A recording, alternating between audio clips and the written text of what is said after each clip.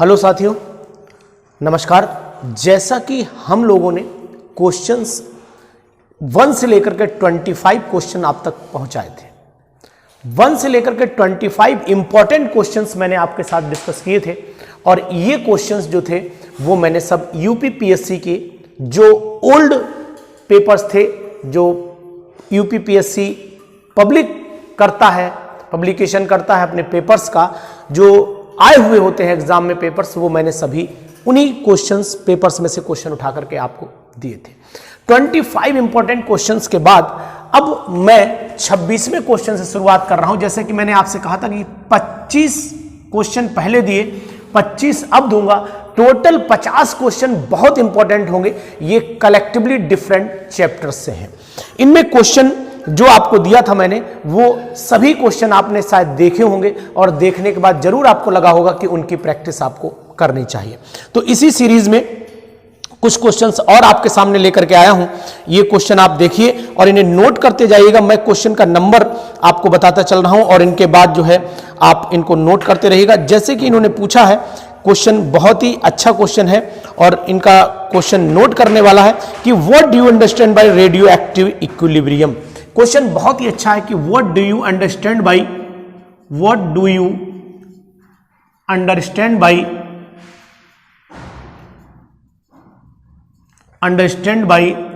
Radio active equilibrium.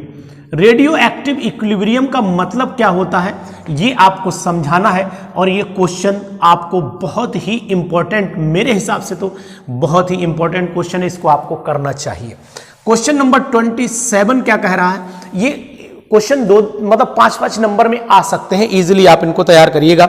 इसके बाद जो क्वेश्चन है बहुत ही अच्छा क्वेश्चन है, इसको भी आप देखेंगे कि व्हाट इज द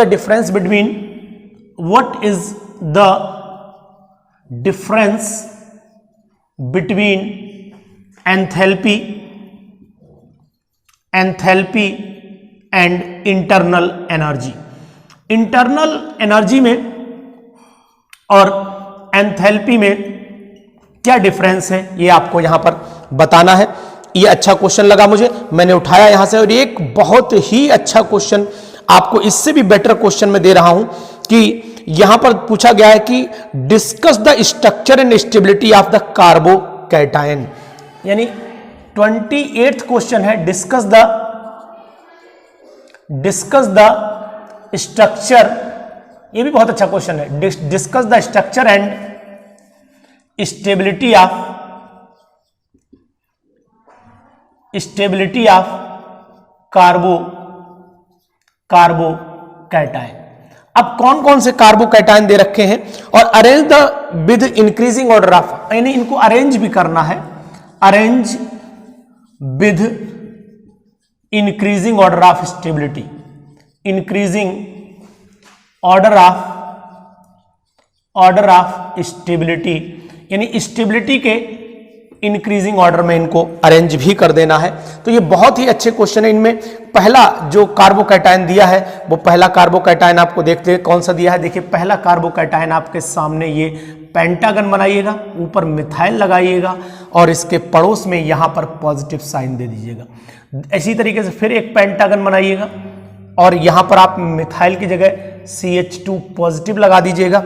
इसी तरीके से एक और पेंटागन दिया है और इसी पेंटागन में आपको क्या करना है, यहां पर आपने CH3 लगाना है और यहां पर आपको पॉजिटिव दिखाना है और इसके पड़ोस वाले मॉलिक्यूल में इस तरीके से आपने पेंटागन बनाना है और यहां पर आपको पॉजिटिव लगाना है। तो इस तरीके से इनको अरेंज करना very very important question for GIC main. ये बहुत ही इंपॉर्टेंट क्वेश्चन है GIC मेन एग्जामिनेशन के लिए। 29th क्वेश्चन क्या कहता है ये भी आपको मैं बताता हूं। ये पहले आप ये देख लीजिए कितने अच्छे क्वेश्चंस हैं, इनको आप कर सकते हैं। ये तो आप इजी में ले जाएंगे, लेकिन ये क्वेश्चन ऑलरेडी बहुत ही अच्छा क्वेश्चन है, इसको आप आसानी से देख सकते हैं। इसके बाद इन्होंने क्वेश्चन जो पूछा है, जो मैंने कलेक्शन किया है, वो क्वेश्चन है म्यूटा रोटेशन का था, नहीं वो मैं ऑलरेडी आपको बता चुका हूं। एक जो क्वेश्चन है वो क्वेश्चन क्या है कि कंप्लीट द फॉलोइंग रिएक्शंस। इन्होंने कंप्लीट द फॉलोइंग रिएक्शन वाला क्वेश्चन दिया हुआ है, तो यहां पर मैं लिख देता हूं complete the following, complete the following reactions.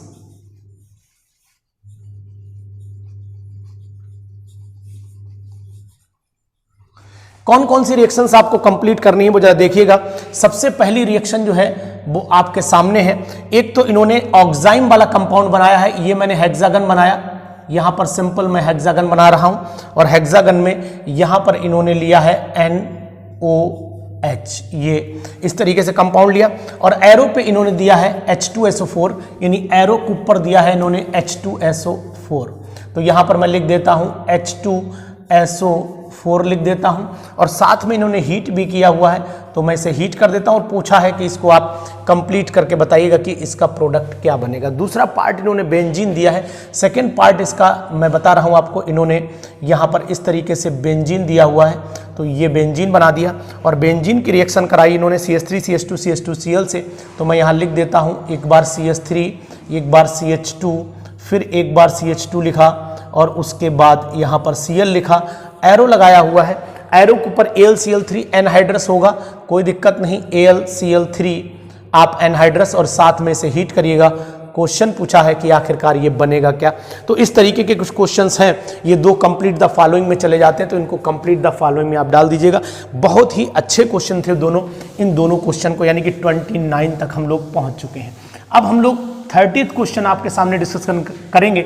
आप इसको लिखते जाइएगा, क्योंकि इसकी PDF नहीं बन पाएगी, वो आप भी जान रहे होंगे, क्यों नहीं जान रहे होंगे।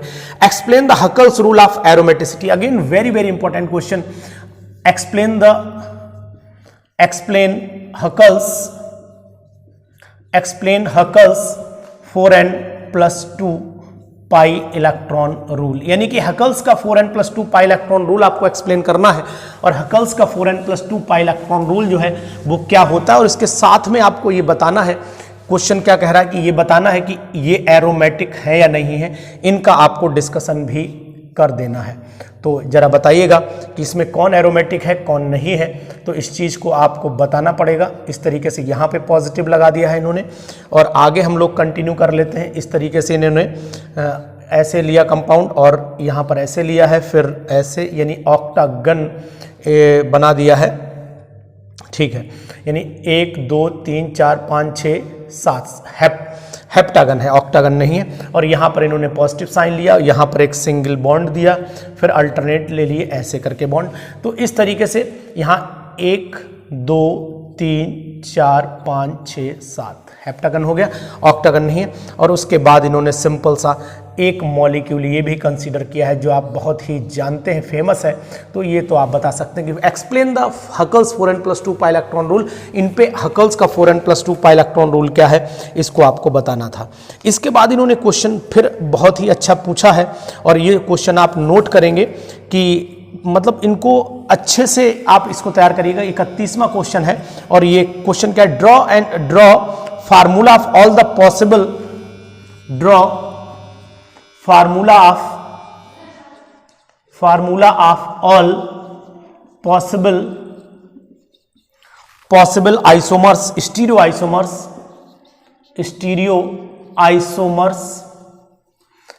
आइसोमर्स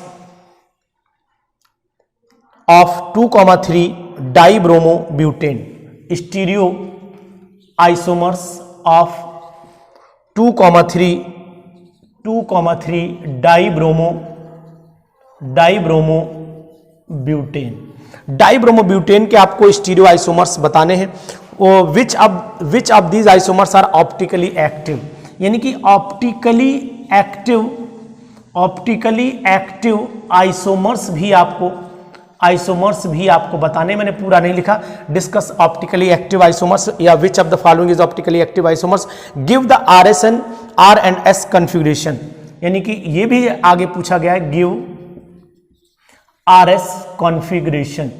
तो मैंने आपको कॉन्फ़िगरेशन, अब आपको यहां पर एक चीज और बता देता हूं कि क्वेश्चन इंपॉर्टेंट अगेन है ये, इसको भी आपको ध्यान रखना है। यानी 31 क्वेश्चन को 2,3 डाइब्रोमोब्यूटेन के बनाने हैं।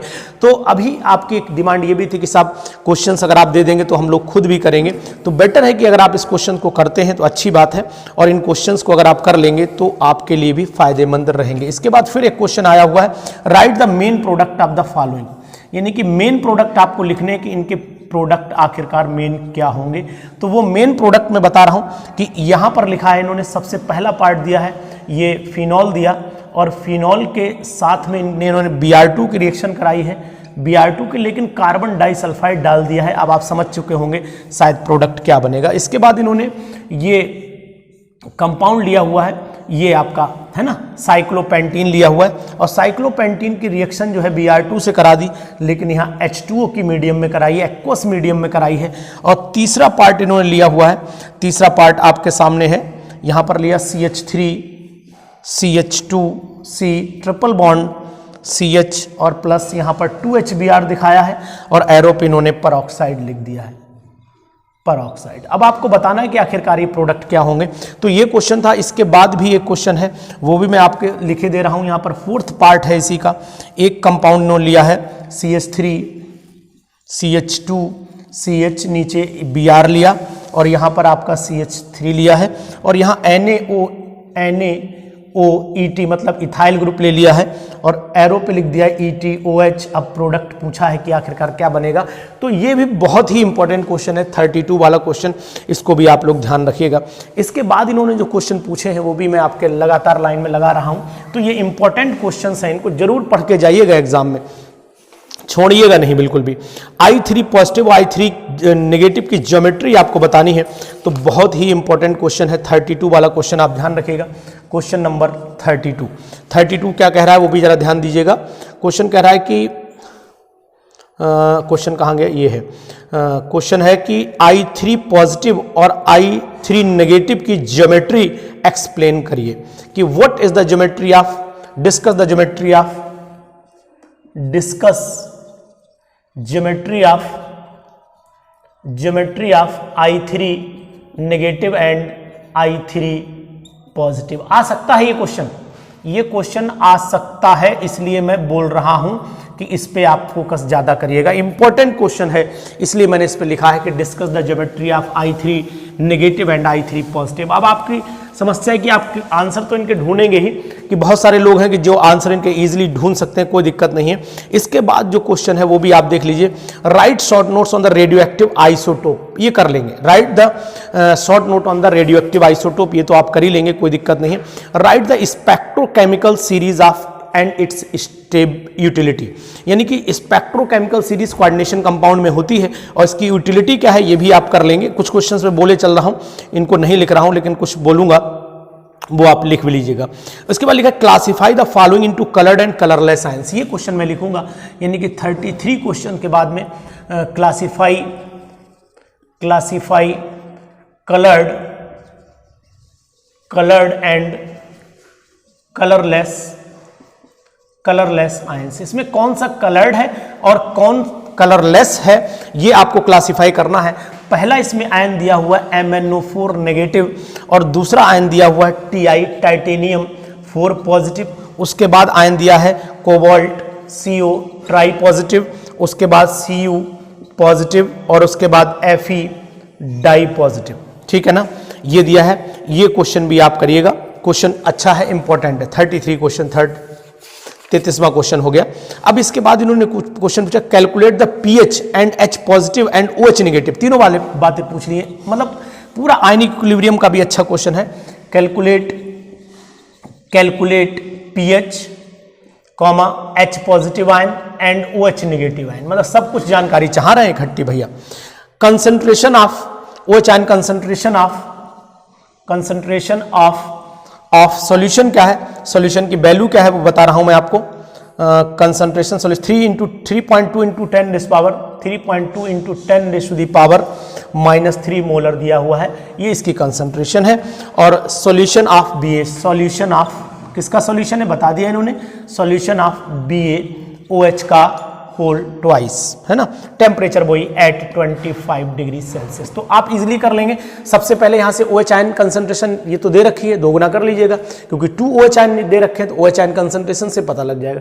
जब OH पता लग जाएंगे H पता लग जाएंगे, जब H पता लग जाएंगे तो pH आप इजीली निकाल सकते हैं, कोई दिक्कत वाली बात नहीं है, ठीक है ना।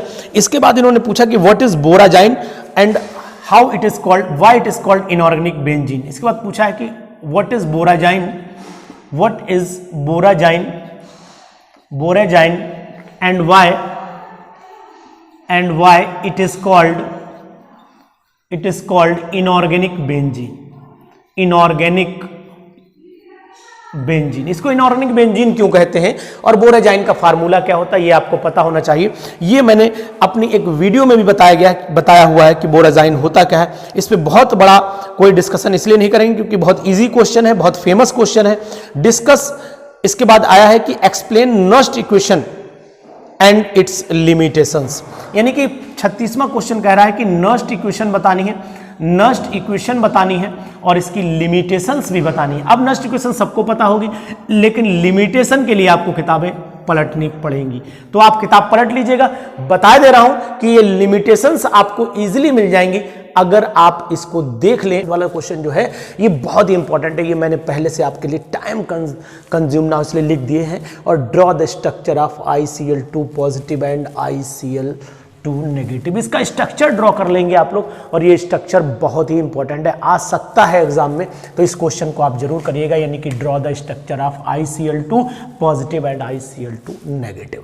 What is the D to D transition and show the colour effect, यानी क्वेश्चन ये कहना चाहता है कि D to D ट्रांजिशन किसे कहते हैं और इसका कलर इफेक्ट क्या है, यानी कि जब इलेक्ट्रॉन जंप करता है लो एनर्जी लेवल से हाई एनर्जी लेवल में तो फिर कलर का इफेक्ट, यानी कौन सा कलर कब मिलेगा। यानी कलर जैसे Zn di positive is white in colour, while titanium tri positive is violet in colour. इस टाइप के क्वेश्चंस जो है वो आ सकते हैं, इसमें आप देख लीजिएगा। यानी फुलफिल्ड जहां पर इलेक्ट्रॉन्स रहते हैं, जो ऑर्बिटल फुलफिल्ड रहती है वो कलरलेस हो जाती है, व्हाइट होते हैं कलर उसके अधिकतर, और जिनमें अनपेयर्ड इलेक्ट्रॉन होते हैं वो कलर्ड होते हैं। तो इस कंसेप्ट को भी क्लियर रखिएगा। 39th क्वेश्चन क्या कह रहा है वो देखिएगा। Explain 4D 5D 3D elements on the basis of magnetic effect. Magnetic effect का मतलब होता है, वो आप जान रहे होंगे कि जहां पर अनपेयर्ड इलेक्ट्रॉन होंगे, मैग्नेटिक इफेक्ट पैरामैग्नेटिक है, डायमैग्नेटिक है, फेरोमैग्नेटिक है, इनके बेस पे आपको 4D 5D और 3D एलिमेंट्स का आपको एक्सप्लेनेशन देना है। ये क्वेश्चन 39th भी इंपॉर्टेंट है। 40 question, why it is difficult to separate the lanthanoids, ये लेंथेनॉइड्स सेपरेट करना मुश्किल क्यों होता है, और साथ में आपको ये भी बताना पड़ेगा कि इनको कौन से मेथड से सेपरेट करते हैं, तो ये ज्यादा क्वेश्चन इफेक्टिव हो जाएगा। अपनी बात को पूरी रखिएगा। यहां पर question number 41, derive the Clausius Clapeyron equation. Clausius Clapeyron equation को भी ध्यान रखिएगा, इंपॉर्टेंट क्वेश्चन में आती है क्लेसियस-क्लेपियन इक्वेशन, तो आप इसको बिल्कुल नहीं छोड़ेंगे। यहीं पर what is the electrical double layer, और इसे बोलते हैं इलेक्ट्रोकाइनेटिक पोटेंशियल और जीटा पोटेंशियल, इलेक्ट्रोकेमिस्ट्री से जुड़ा हुआ वर्ड है, इसको आप ध्यान रखिएगा। और इसमें एक चीज आपको और ध्यान रखनी पड़ेगी कि जहां पर कोलाइडल सॉल्यूशन बनता है, जहां पर कोलाइडल सॉल्यूशन का वर्ड आता है, development origin of the charge की बात आती है, वहीं पर फिर ये जुड़ जाता है electrical double layer and it's relation with electrokinetic potential. ध्यान रखिएगा। कंप्लीट द फॉलोइंग, यानी कि अगर कोई आपके पास C7H14 है, इसको जोनालिसिस कराया, हमें B और C मिला, यानी कि A is an organic compound having formula, molecular formula C7H14, which on ozonolysis to give compound B and C. B on further treatment with hydroxylamine to give compound D, and D on heating with concentrated H2SO4 to give N-methyl acetamide, and while C on treatment with NaOH to give the yellow colored compound. What are the main product of the B, C, D and E? Write their structures also. तो इनके जो main product है B, C, D और E, इनके structure भी draw करने, आपको इनको लिखना भी है, तो इस चीज को आप ध्यान में रखिएगा। क्वेश्चन नंबर 43 के बाद क्वेश्चन नंबर 44 आ जाता है, और 44 क्वेश्चन क्या कह रहा है वो जरा देख लीजिएगा कि भाई ये 44, 45 क्वेश्चन ये सब आपको पता रहने चाहिए।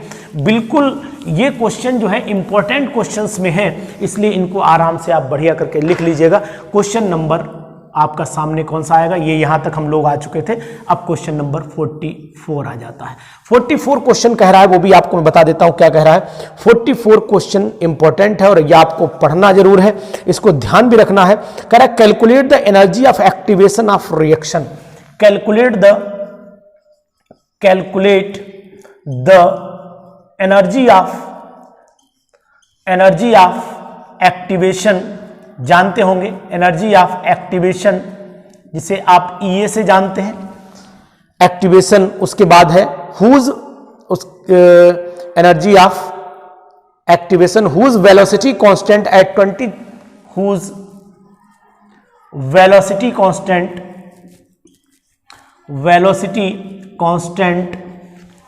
at 27 degree Celsius gets doubled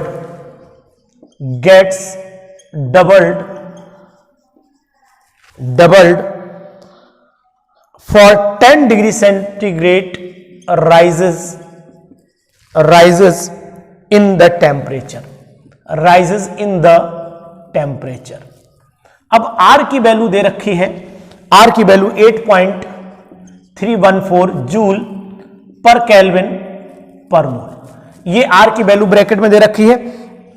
अब आपको करना क्या है इसमें कि calculate the energy of activation, ये निकालना है whose velocity constant at 25 gets doubled, यानी 27 पे डबल हो जाता है।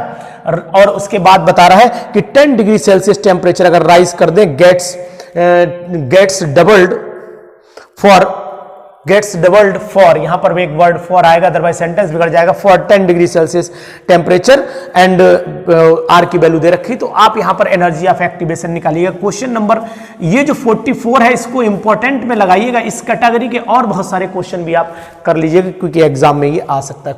क्वेश्चन नंबर 25 क्या कह रहा है, क्वेश्चन नंबर 45 क्या कह रहा है, phenol is more acidic then, explain में आ रहा है क्वेश्चन। ये एक्सप्लेन में इसके दो पार्ट दे रखे हैं और ये दोनों पार्ट में पहला तो मैं बोले दे रहा हूं कि phenol is more acidic then ethanol. इस बात को आपको एक्सप्लेन करना है। मैंने क्वेश्चन को शॉर्ट कर दिया कि phenol is more acidic then ethanol, इसको शॉर्ट कर दिया, मतलब इसको पूरा लिखना है। और सेकंड पार्ट इसमें पूछा हुआ है कि pyridine does not give Friedel craft reaction, यानी कि पायरिडीन जो होती है, pyridine does not give Friedel craft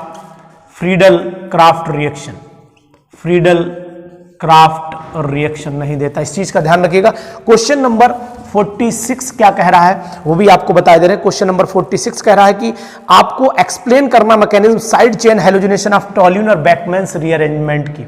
side chain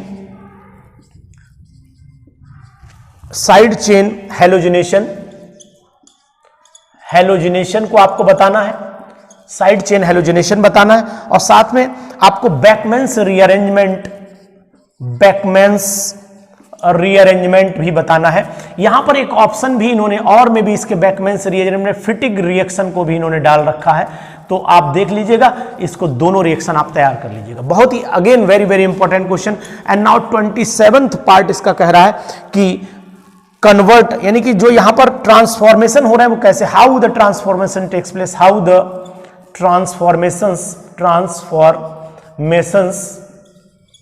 takes place. इसमें ट्रांसफॉर्मेशंस कैसे होंगे बताना पूछा है इन्होंने। एक तो बेंजीन से फ्लोरोबेंजीन पूछा है, वो सिंपली आप बता देंगे कि बेंजीन से फ्लोरोबेंजीन कैसे कन्वर्ट होगा, ये इन्होंने पूछा हुआ है।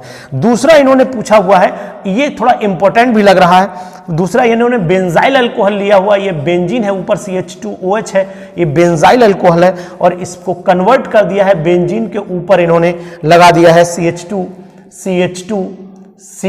CH2C triple bond C single bond CH2, इसको इसमें कन्वर्ट करना। तो ये बहुत ही, ये क्वेश्चन भी बहुत अच्छा है, तो इस क्वेश्चन को भी आप ध्यान रखिए। अब हमारे सामने क्वेश्चन नंबर 48, 49 और 50, यानी कि 3 क्वेश्चन अभी हम आपको और देंगे। इन क्वेश्चंस को आप ध्यान से करिएगा। तो ये क्वेश्चन आप नोट करते चलिए, हमारे साथ नोट करते चलिए, इजी रहेगा आपके लिए। अब क्वेश्चन नंबर नेक्स्ट है, which of the following is more stable and why. 48 question कह रहा है कि which of the following is more stable, which of the following is more stable and why. ये दोनों बातें आपको बतानी है। एक तो कंपाउंड आपके सामने ये है, इसको बताना है कि कौन ज्यादा स्टेबल है, और दूसरा कंपाउंड आपके सामने ये है। इन दोनों में बताना, ये सेकंड लिया है इन्होंने, ये फर्स्ट लिया है, इन दोनों में बताना है कौन ज्यादा स्टेबल है और क्यों स्टेबल है, इस बात का भी आपको जवाब देना है। और इसके बाद हम लोग क्वेश्चन नंबर 49 पे आ जाते हैं। क्वेश्चन नंबर 49 क्या कह रहा है, क्वेश्चन नंबर 49 कह रहा है कि how will you obtain following